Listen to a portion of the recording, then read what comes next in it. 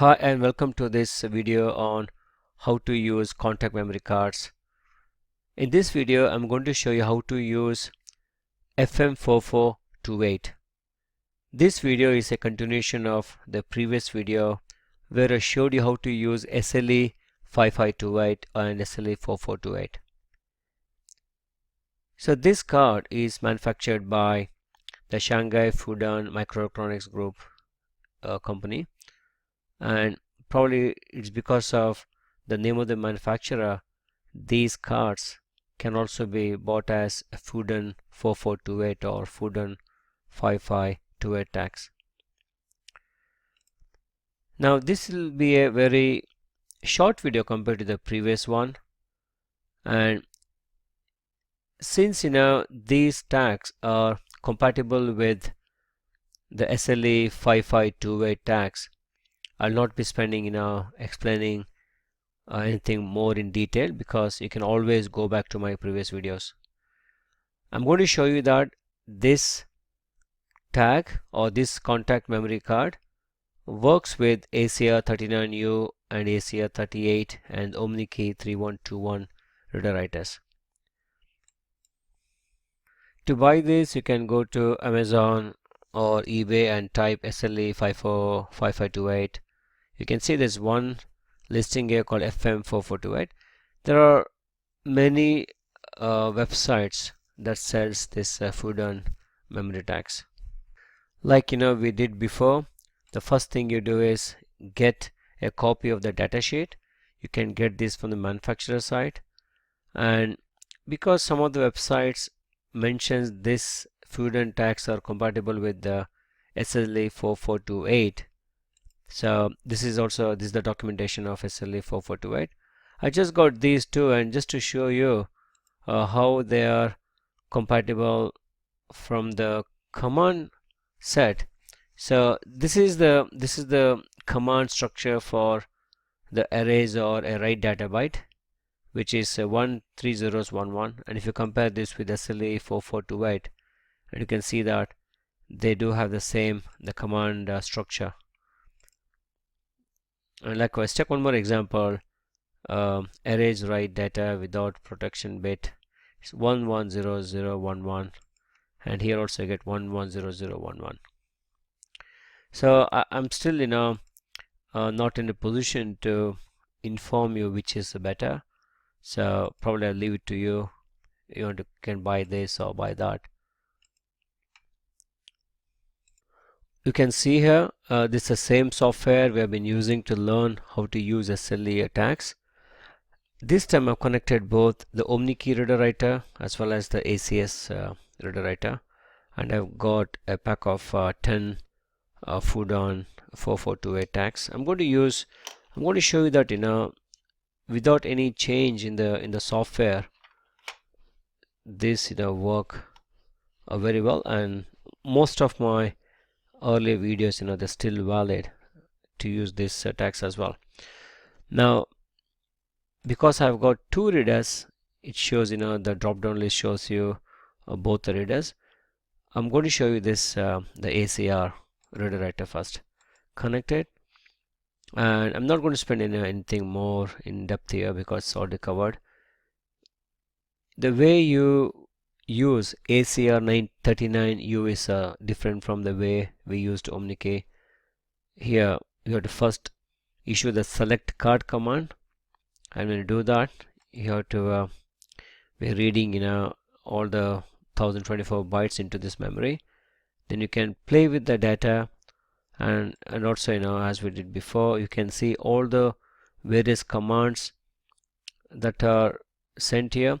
There is a difference between what you see here and the version of the software before, and here I'm issuing this is called a bulk read. So I'm reading 128 bytes at a time. So this is a faster read operation. Earlier I used to read 16 bytes at a time, and you had hundreds of them here. So likewise here also, to read the protection bits, I'm reading 256 bits at a time.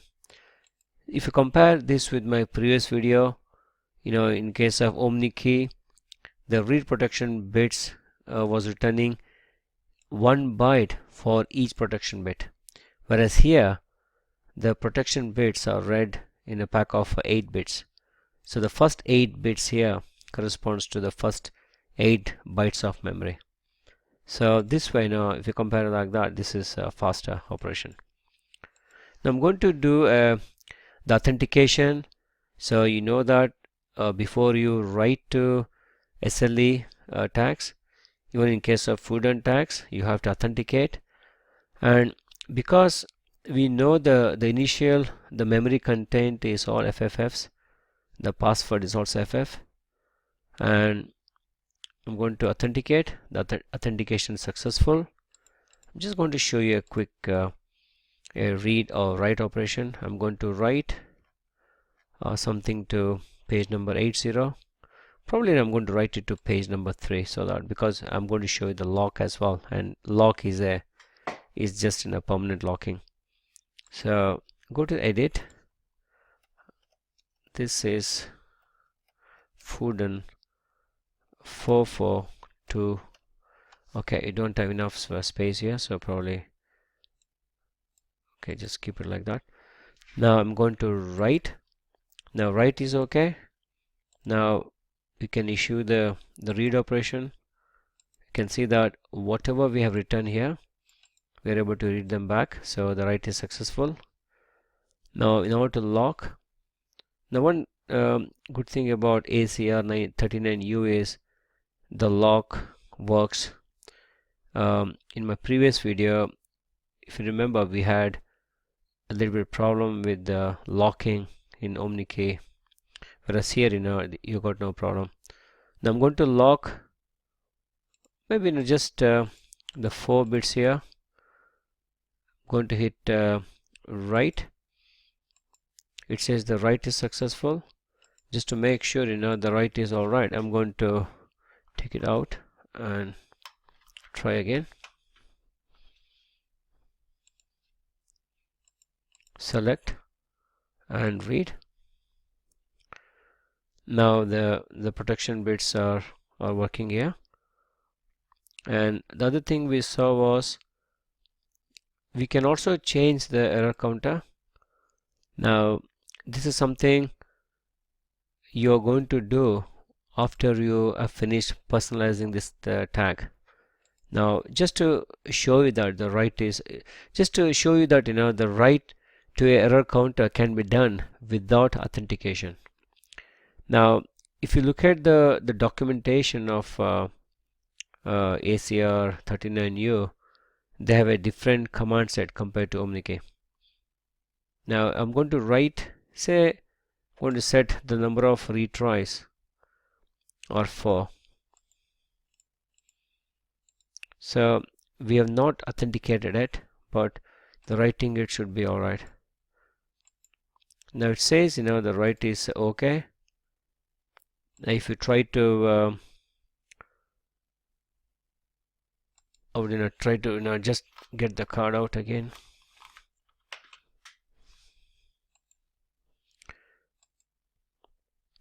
Now read. Now it shows it's 4 tries left. Now I could have set this to 0.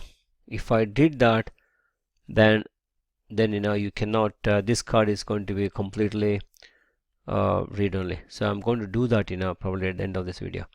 Now the other things are, let's try to now the ATR, this also the same. The ATR of Fudan tags are same as the ATR of SLE 4428. Now the chip data, probably now you should see some difference in this chip data, at least the name of the manufacturer. So I'm just going to see now. Sorry, I should have done this before. So I just noticed there's no difference in this chip data between SLE 5528 and this Fudan 4428. So I'm not very sure why the manufacturer tag values and the IC manufacturer ID, I don't know why these are updated. It's possible because when you buy this pack of 5 or pack of 10, I don't think you get this embedded properly. Probably if you buy in maybe hundreds and thousands, probably now you can ask the manufacturer to customize this as well, probably. So that was my guess.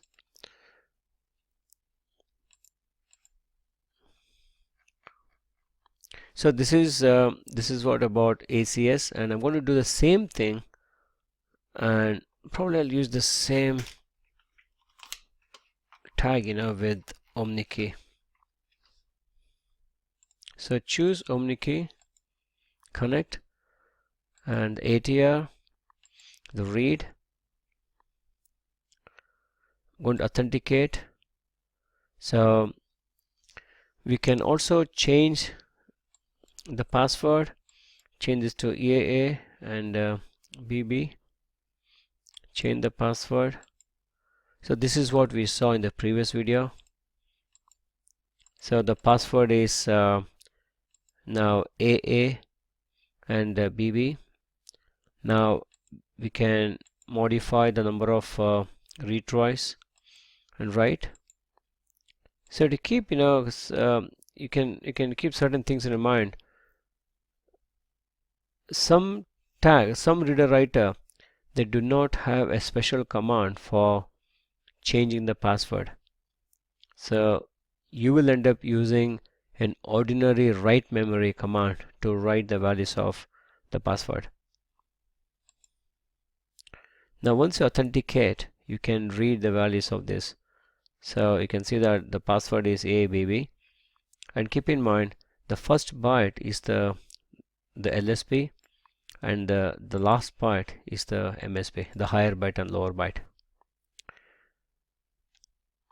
So the password, we know the password is AABB, and I'm going to set this as, let's try now, I never tried this to 0. I'm going to try this as 0 and write. Okay, so this is the message from the software. So with this value, you're going to make the card read only. I would say yes. Now we try this tag again.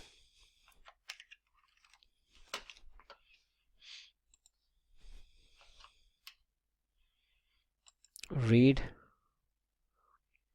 The read is successful, and we know the password is AA and BB. If you try to authenticate, you get authentication error. So even though we know the password is AABB, the authentication failed. So because of that, you cannot write anything to this memory card. So let's give it a try. This is ROM card. Now try to write. Okay, so I wanted to show you now with the values of 0, so we did it. Now if you set the retries as 0, the card becomes read only. So there could be some applications you create where you want to make, where you don't want the user to modify the memory.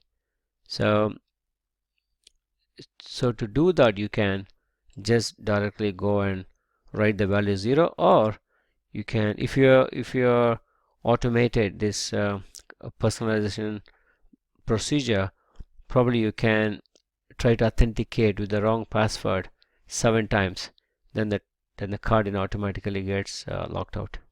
Next, I would like to show you a couple of interesting things. Now I'm going to use a brand new Fudan tag. I want to use Fudan because these are cheaper to buy than the SLA. So connected. Now without first authenticating, I'm going to read the memory of the tag.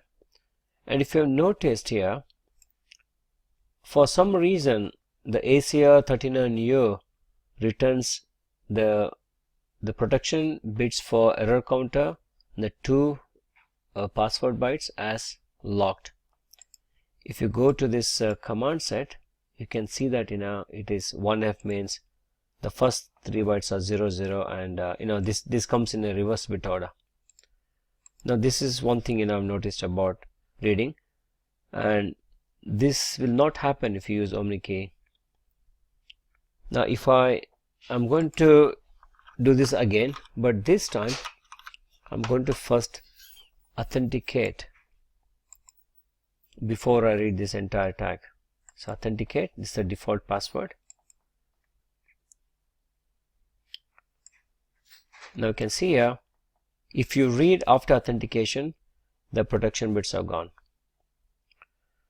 Now you know that once the tag is authenticated, you can change the password. So I can go and change this as EAABB and change the password. It's changed. Now next time, when you go,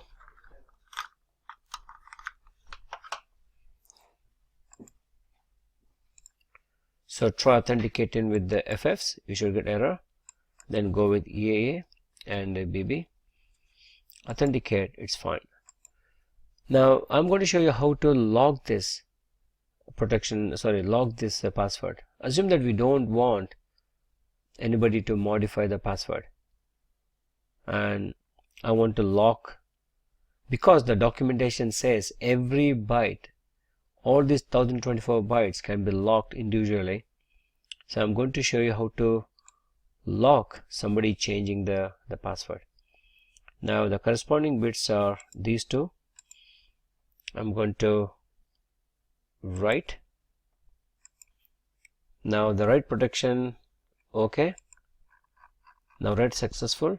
So what we have just done is we have prevented changing the password after authentication. Now let's give a try. Now keep in mind the password was AA and BB. Authenticate, read.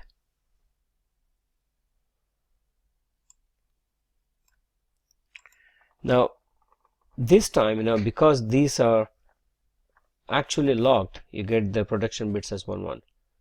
If you try to change this back to FF, clear of this log files, and try to change the password, so for some reason you get okay. Now it says the change is done. However, if you try to read the value here, read it again, so you can see that you still get the old password. So this shows we can lock the password as well by using these two protection bits. Now you can also see what's going to happen if you lock the error counter.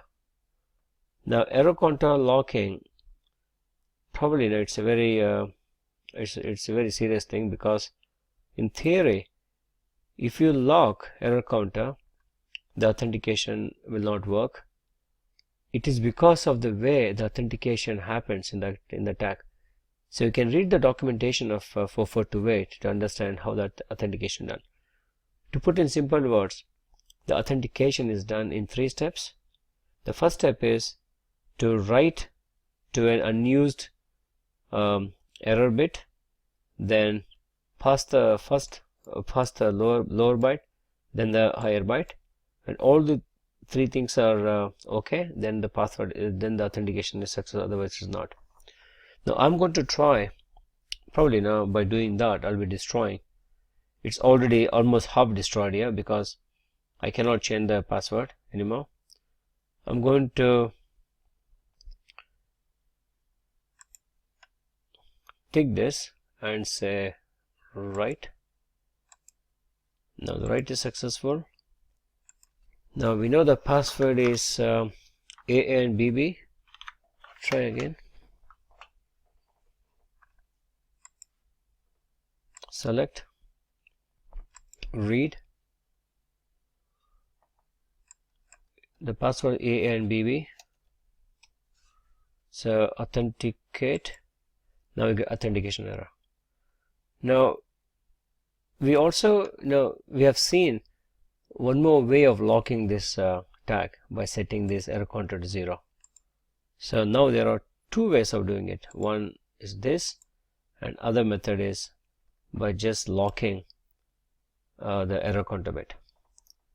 Okay, so thanks for watching. If you like these videos, please subscribe to my channel and be the first to get notification for all my new videos. Thank you.